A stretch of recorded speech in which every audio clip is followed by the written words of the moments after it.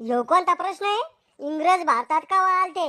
मला काय माहित, मी थोडी होतो तवा. ए राहुल, तू उत्तर पत्रिका दाखव ना यार एकदा प्लीज.